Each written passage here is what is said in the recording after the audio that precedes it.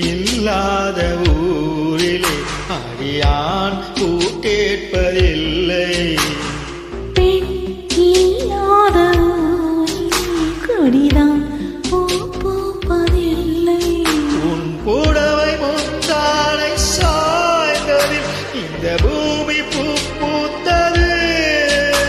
இது கம்பன் பாடாத சிந்தனை, இந்த காதோடு யார் சொன்னது?